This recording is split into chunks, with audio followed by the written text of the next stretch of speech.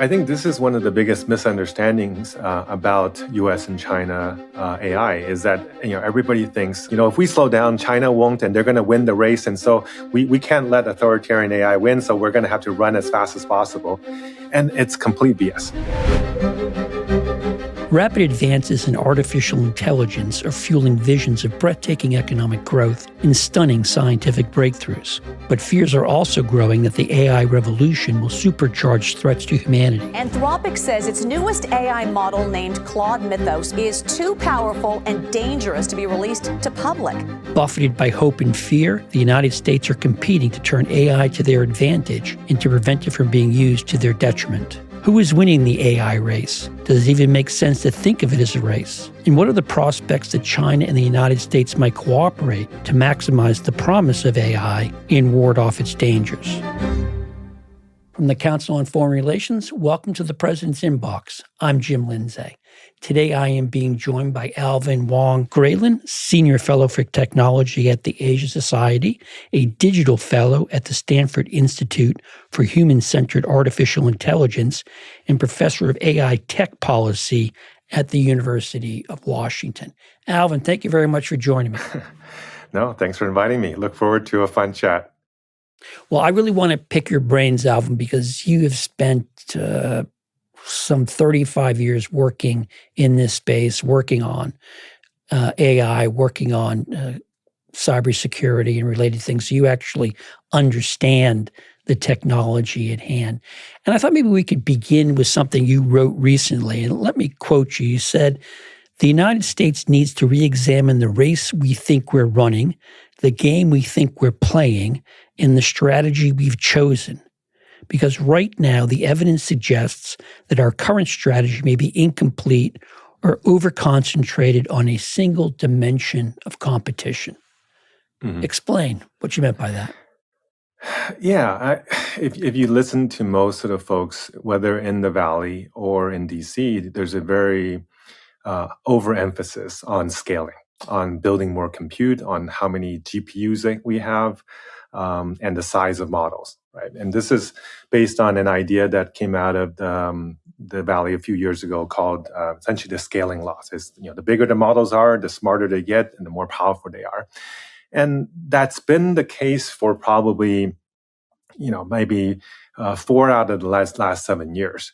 But what's happening recently is that in addition to scaling, there's a lot of other things that are going on that are actually helping make AI more capable without necessarily being bigger, by making them more quantized, by having different memory techniques, by training on different types of data, and using different types of chips for inference than you do for training. And these are kind of things that are actually bringing bigger gains than the scaling laws themselves, because in general, pure raw scaling brings logarithmic scaling, which means if you go up 10x in terms of how big your compute capacity is, it might give you a 2x increase in terms of a reduction in terms of your error rate. Whereas if you can change one line of code that changes how you might have your algorithm be done, you could get a 5 or 10x increase in benefits. So and this is where most of the gains are actually coming, not necessarily just from having more compute, because we're getting to a point where these data centers are hundreds of thousands, if not millions, of chips, and to go 10x from that is near impossible. And we're seeing that today with the various build out issues that we're having in America. So we really need to start thinking about other ways of improving the capabilities. But also we need to think about beyond the concept of just models themselves, because it also depends on whether the models are closed or open, and how that affects how the world uses it, and whether it's small or big actually also affects on what type of devices they run on. So there's just a lot of different aspects of what is involved in AI that people are not considering, because I think most of the people in DC really haven't come from that industry. Oh, they certainly haven't. And we don't refer to the valley around here. I assume you mean Silicon Valley, as Yes. opposed to the San Fernando Valley or some other valley that might be out there. Sorry. I'm just sort of struck, Alvin. It seems to me that there's sort of two big assumptions embedded in U.S. policies, governmental policy toward AI. One of those is that we're actually in a race and that you can win the race. And I guess maybe I'll ask you, is that even the right sort of framing? Because I sort of think of other so-called general purpose technologies like electricity or the internal combustion engine that revolutionized how societies orchestrated. And I'm not sure you can really say that somebody won the electricity race. Yeah, and I think this is actually a really important question, because the answer to this question changes how we approach what's happening from a policy perspective, right? There is a narrative in DC that essentially whoever gets to AGI first will then use What is AGI? AGI is artificial general intelligence. Essentially, it's intelligence as smart as the average person, so it can replace people in cognitive white collar jobs. Right? And then you use something called RSI, recursive self improvement, which then teaches itself, so it gets better and better every day, except it's doing it at, rather than human speed of programmers, you're doing it at the speed of AI improving itself. And very quickly you get to something called ASI, artificial superintelligence. And then you have this thing that rules the world, right? And I think it's a false narrative. And this narrative is actually driving us to make a lot of bad decisions in terms of overspending, in terms of over-indexing on controlling compute, in terms of protection in terms of access to our models, making the U.S. a very unfriendly partner to the rest of the world. Right. And all of these things are actually based on the idea that once you have this God model, you'll be able to break into anybody's banks and turn off anybody's power grids and hack into anybody's encrypted systems. And really, I don't know how true that is, because even if you have something very intelligent, without the information and data underneath of it, you can't necessarily answer. So intelligence does not mean omnipotence or omniscience, right? In terms of knowing everything, just because you could have a million IQ, but if you were stuck in a room and all you saw was some game shows, you have a very limited view of the world. And this is the issue: is that for you to really make breakthroughs, you have to have actually access to the world and experiments, and do various type of thought experiments as well as physical experiments to validate, and then you actually get new knowledge, right? And that takes time, and that takes access to information, access to tools, access to various experiments, and that this fast takeoff concept is something that too much indexing is going into American policy, and it's called decisive strategic advantage, and I don't think that's really playing out. And because of that, we are spending over $1 trillion a year right now, doing something that the Chinese are spending $50 to $80 billion a year, and coming within 2% of us or 3% of us in terms of all the benchmark tests. So, Alvin, let me draw you out on that. How does China see AI or the race for AGI? So what they are focused on, so in the U.S. there's something called being AGI pilled, which means that you believe in what I just said, that essentially having AGI means everything, and is worth betting anything on. China doesn't seem to believe that, and their focus is saying, I want to get good enough AI to as much of my industry as possible, and they have something called the AI Plus plan, which probably you've heard of, and it's essentially saying, how do we get AI into our industry, 70% of the industry within the next 4 or 5 years, and then 90% within the next 9 to 10 years, getting essentially every company to adopt this thing, whether you're in healthcare, in education, in manufacturing, et cetera, right? Where they have real incentive programs within the government with long-term processes to make that happen.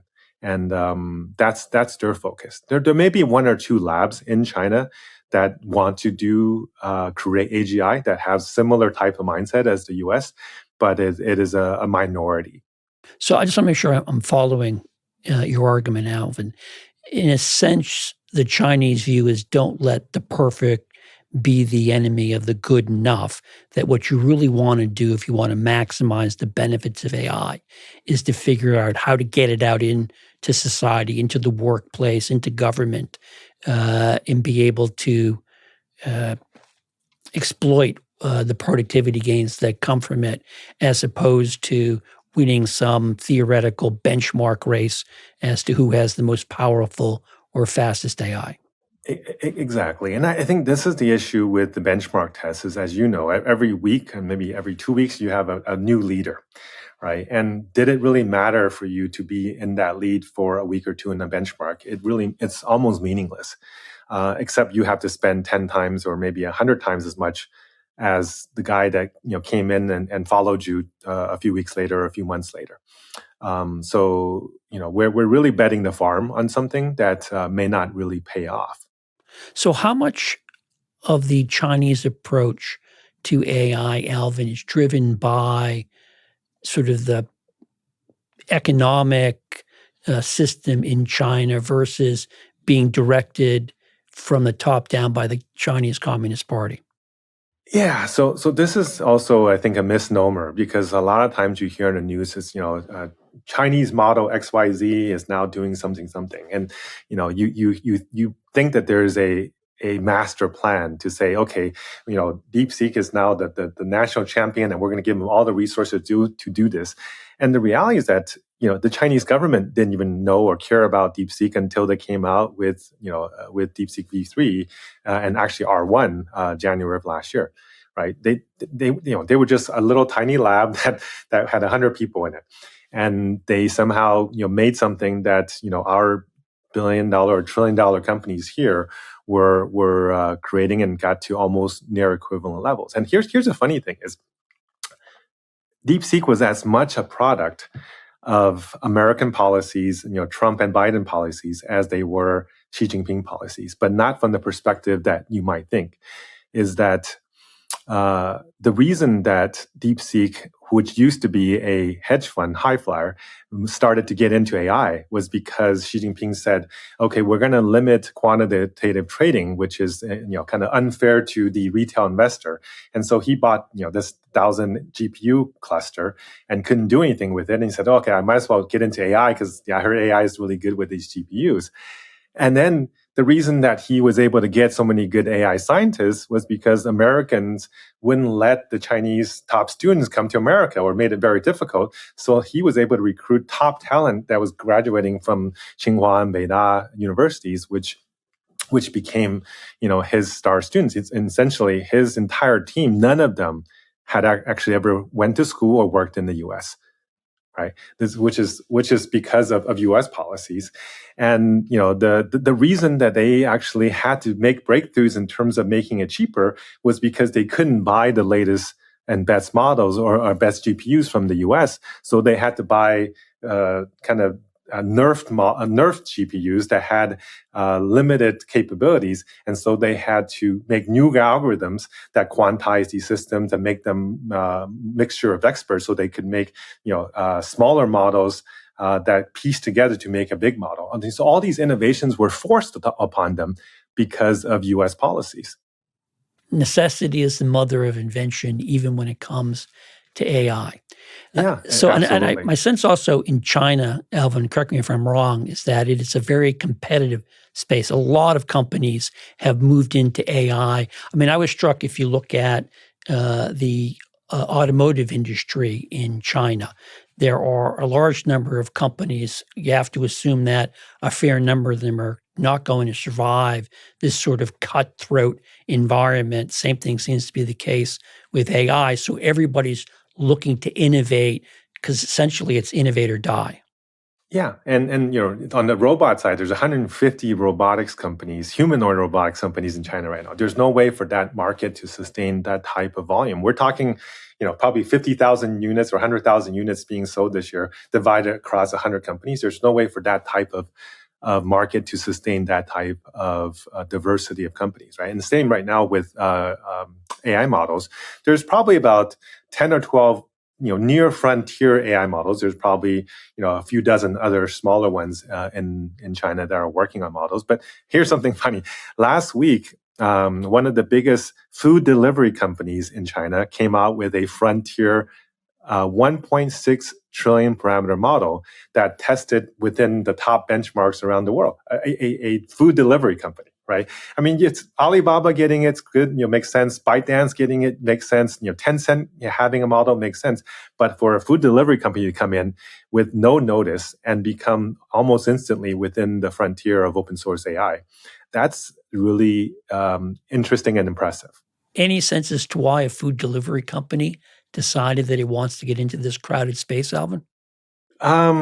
Well, I think it was a side project by the founder, which I guess didn't get a lot of attention, and then he decided to bring it into the main fold and put some money behind it. And then here's the interesting thing is that particular model was completely trained on Huawei chips. Right. So they clustered together 50,000 Huawei chips and trained a 1.6 trillion parameter model, which essentially is as large as Opus 4.6, which is or 4.8, which is the leading, available to public model from Anthropic, right? So, essentially it's a few months behind what the US is, and to be having trained that on just Huawei chips, that really changes the equation of what we thought we had in terms of a chip advantage and the ability to deny chips and how that's going to set back AI development in China. Alvin, I want to come to the issue of denial as a strategy, but first I want to talk a little bit more about the different approach in China to AI development in regulation compared to the United States. One of the things that strikes me, and maybe I'm making too much of this, but I often see U.S. AI models described as being proprietary. OpenAI owns it, or Elon Musk's firm owns it, or Anthropic owns it. What I read a lot about the Chinese models, that they're open source models in which people can get to see the guts of it, tinker with it, and adapt it. Why the fundamentally different approach? So I guess one of the benefits of open source, and in general open source software and open science, is the ability to capture the minds of the world to help you build it, right? You look at something like the Alibaba Quen model, which is the most popular open source model in the world. There's about 200,000 variants of it, which means somebody downloaded this model, went and retrained it, and then posted it back up and said, here's all the things, the experiments I did. Here's something I made it better for this particular vertical use case, or I shrunk it down so now it fits on my laptop, or maybe even on my phone, right? So people are able to experiment with it, and that allows you to get the 2 or 3 million people who are AI researchers around the world to participate. Whereas right now, no matter how wealthy you are as a proprietary lab, you're somewhere around 2 to maybe 5,000 researchers that are part of your talent pool. So that's, one way to accelerate with less resources, which has been a relatively successful strategy. But I think it was also a little bit of an emergent strategy, because Liang Wenfeng, who is the CEO for DeepSeek, he is just a big believer in open source. In fact, when he first released it, he got his hand slapped by the Chinese government to say, "Why did you release such a good model out to the public? Now everybody's going to have it." But then I think because of the positive response everywhere in the world, they're like, "Oh, maybe just keep doing that. That it seems to be a good thing for us." So again, it's not this national strategy to say we want to do open source. It just became an emergent strategy, and now because it seems to be a way to develop faster and get other people to help you. And get feedback and get testing, everybody's following it, right? Now, there's a few companies, I think Tencent and ByteDance and part of Alibaba have actually closed source either part or some or all of their models. ByteDance, because they're like the YouTube or the meta of China, and so they already have a cash cow business, and they want to use this to make money, right? So they're the leader right now in terms of the video models, right? I'm not sure if you heard the CDance model, but it is by far the best video generation model in the world, with the 2.0 that came about 6 months ago, and they now just came out with 2.5. And in that 6 months, America had really no answer to making a better model than they did. So can I just stop you right there, Alvin? Yeah. Why do I care whether somebody has come up with a better artificial intelligence image generator so I get more realistic cat videos, I suppose? But what's the economic or national security implications of being able to produce better video?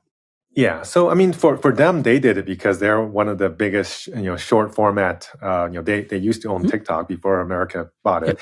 But they essentially are the biggest creator of these short format videos. So using AI to do this helps them make money, right? That's why they made it.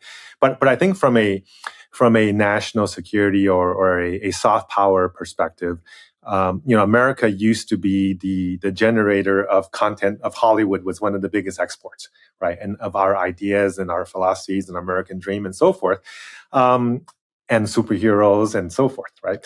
Whereas now anybody can essentially create cinematic Hollywood quality videos with, a few $100s. Scenes that used to cost $1 million now can cost $5. And that allows anybody to tell the stories they want. So this does commoditize kind of an American soft power in some way, if it wants to be weaponized by anybody around the world that wants to use video as a form of storytelling, I guess. But I imagine it's not a great development if you work in Hollywood, since I would imagine it's going to put a fair number of people out of work. Yeah, and in fact, I was just in LA a couple weeks ago for a big conference and talking to a bunch of film people, and they're saying we're integrating this stuff into our workflow. Every studio today is integrating AI model generation or generated video into their production process, and cutting costs, and some of them are essentially also reducing a lot of the cost of extras, and so it's definitely changing the entire cost basis for how hard and how long it takes to make these, and how much it costs, and also the value of the celebrities and stars that they're using. Alvin, something else about the differing approaches to AI between the United States and China that strikes me has to do with regulation. My sense is that Washington, until maybe recently, has taken the position that it is best to have a hands-off approach to regulation. That's how you're going to get the most innovation. And if we were to regulate AI and China's not regulating AI, they will get to the finish line first. They will win all of the gains. But my sense is that China doesn't have an entirely hands-off regulatory approach to AI. Help me understand that aspect of the issue. So I think this is one of the biggest misunderstandings about U.S. and China AI, is that everybody thinks, and I hear this from, in fact, yesterday I just saw an interview with Demis Hassabis and Dario Amodei, who are the heads of Google and Anthropic. And they said, we like to slow down, but if we slow down, China won't, and they're going to win the race, and so we can't let authoritarian AI win. So we're going to have to run as fast as possible. Even though we know that actually slowing down is probably better for the economy and it's better for safety, but we really can't do it, and it's complete BS, right? Because the reality is that not only is China regulating the AI industry more than the U.S., it's actually regulating the AI industry more than Europe. Right? And Europe is the king of regulation. And the AI Act from Europe has been in kind of discussion and formation for the last couple of years. But I think this August, part of it gets implemented and enforced. And some of the key constraints around the AI regulation won't actually be enforced until December of next year. So everything is just getting pushed back. Whereas 3-4 years ago, China was already having various rules around, the provenance of the data, the labeling of AI and deepfakes. The models had to be checked for safety, had to be checked for their propaganda, right? Their messaging. But all models had to be certified before they're released. And there's been over 700 or 800 models now that has been checked through the Cyberspace Administration of China before they have been released. So this is something that has been in place for 3-4 years. In fact, they also have a rule against creating addictive content. They have rules against anthropomorphizing AI, so that you create essentially virtual girlfriends and boyfriends, because they think these are unhealthy type of use cases. And most importantly, actually, they have liability on the AI labs who create harm in society. So this creates a forcing function for self-policing that does not exist today, right? I mean, I'm sure we've all heard about the people who are using a chatbots and then went in committed suicide because they had a talk with them. And none of the AI models that were relevant or were related to those cases had any punishment, right? So these are things that I think we need to realize that China is already regulating. And so it's actually okay for us to regulate because it really hasn't slowed them down that much, but it probably made their society a little bit safer. Are we seeing any real movement in the United States toward regulation, Alvin? I know that the Trump administration recently issued an executive order, but I don't have a sense as to how restrictive I think the EO itself is supposedly voluntary, but the interesting thing is within a few days of that EO, essentially, the Commerce Department went and told Anthropic, you have to take your model offline. So it became mandatory because of potential cybersecurity threats of their Fable model. And then, in fact, another 2 weeks later, when OpenAI came out with their 5.6 model, they were also requested to make it limited access. So every single customer who gets it had to get approval from BIS to be able to release it, right? So what seems to be voluntary is really now fairly mandatory. But it's really only, I think, focused on the security side. It's not really around liability of harm. It's not around deepfakes or provenance of data or child addiction or algorithmic biases and any of the other things that are being enforced today with the Chinese models. Now, Alvin, when President Trump was in Beijing in May for his summit with Xi Jinping, Trump came out of it and said that he had conversations with Xi about possible U.S.-Chinese cooperation on generating standardized AI regulations. Do you see any evidence that proposal is going anywhere? And if so, what it actually means? Yeah, so I think it was, it wasn't necessarily regulation, but I think they discussed having safety guardrails around AI, because the reality is that neither China nor the U.S. wants these very powerful models in the hands of non-state bad actors, right? That's a shared risk for everyone. Is that the biggest risk? I actually think that's a much bigger risk than the state-to-state risk, right? The reality is that we've had weapons pointed at each other for decades, and nobody's done anything because we know it's a bad idea. And once you start it, this escalation doesn't end well for anyone. And it will be the same for these AI models. Even if we got this God model, will we really use it the next day to then turn off the Chinese grid, or will they use it to turn off our grid? Probably not, because they know that that's just going to escalate things. And so the people who don't care about that are the bad actors, the terrorists, the hackers. And I spent a number of years in cybersecurity space, and I can tell you the first day that a hole is a exploit is available is like the most dangerous thing, because once it gets out, the hackers will use it on day one, and they call it a day zero risk. Is that when they find it and nobody has it, that means they have free reign to get into networks or to do whatever bad things that they want, and when they can make the most impact, right? Some of them maybe actually save it for when they have a special occasion, but that these people don't care about the retribution. In some cases, they maybe wish for retribution because it gives them some kind of recognition. That's certainly the case with terrorists. I mean, hackers don't want retribution; they want cash. Yeah.